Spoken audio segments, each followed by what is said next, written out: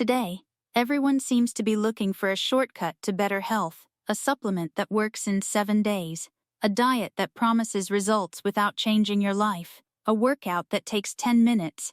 But when you look at Japan, one of the world's longest living populations, something feels different.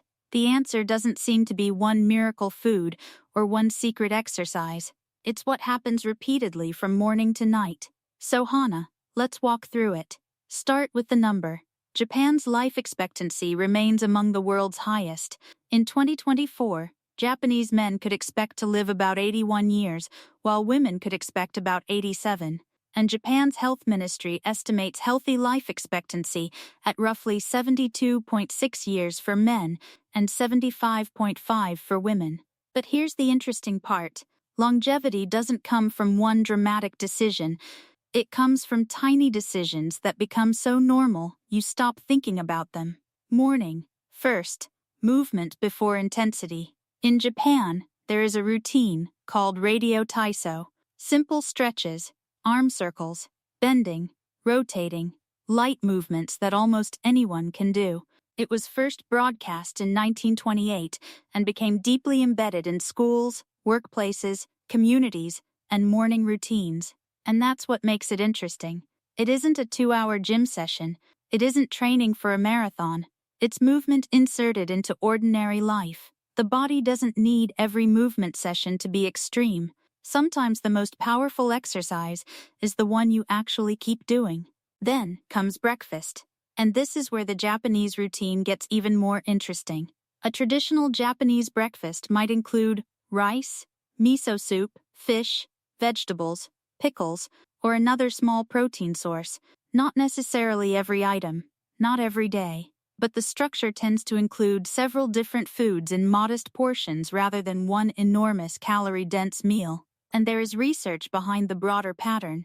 A large Japanese cohort study followed more than 79,000 adults for about 15 years and found that people whose diets more closely followed Japan's dietary guidelines had a lower risk of death from all causes, with the highest adherence group showing about 15% lower total mortality than the lowest group. The important word is pattern.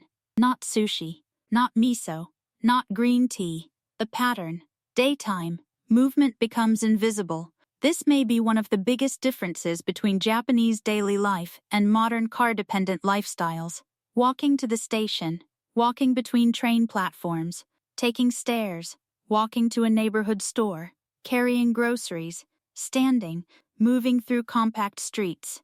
None of it feels like exercise because nobody necessarily labels it exercise, but your body doesn't care what you call it. 10 minutes walking to the station is still 10 minutes of movement. 20 minutes walking home is still 20 minutes. The activity is hidden inside transportation, errands, and routine. That's a powerful idea, because exercise that requires a special appointment is easy to cancel. Movement built into your day is much harder to skip. Then comes lunch. Smaller portions, more variety. Japanese meals are often served in several separate dishes rather than one enormous plate.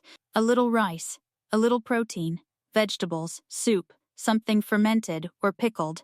The visual effect matters. You can actually see the different components of the meal, and that makes moderation feel normal rather than restrictive. There's also an Okinawan concept you've probably heard before. Hara hachi. Eat until you're around 80% full. It's often presented online as a Japanese longevity secret, but it shouldn't be treated like a scientifically proven switch that automatically extends your life. The useful idea is simpler. Don't wait until you're completely stuffed before stopping. Give fullness a chance to catch up with appetite. Because sometimes the difference between enough and too much isn't a different meal, it's simply stopping a little earlier. And then there is another part of the Japanese food environment, fermentation. Miso, natto, pickled vegetables. Fermented foods are deeply embedded in Japanese cuisine. Some research has linked certain fermented soy foods, particularly natto, with lower cardiovascular mortality, although these studies are observational and don't prove that natto itself causes longer life. That's an important distinction. The Japanese diet isn't a collection of magical ingredients. It's a food culture built around variety, balance, and repeated habits. Then comes tea. Green tea is everywhere. But again, the interesting part isn't simply the drink. It's the pause around it. You boil water, prepare the tea, sit down, drink, stop for a moment. Some large observational studies have associated green tea consumption with lower mortality, but association isn't proof that tea itself is the reason people live longer. The deeper lesson is that healthy routines often create pauses. Not every minute has to be filled with stimulation. And then, evening arrives. In Japan, the bath can become more than simply washing. The ofuro, or household bath, can function as a transition between the active part of the day and rest. Research in Japanese adults has found associations between frequent tub bathing and lower cardiovascular risk, but again, this is observational evidence rather than proof that baths directly prevent heart disease. The possible mechanism is interesting. Warm water raises body temperature, followed by cooling afterward, which may help the body transition toward sleep. But perhaps the bigger benefit is behavioral. You stop, you slow down. The day gets a clear ending.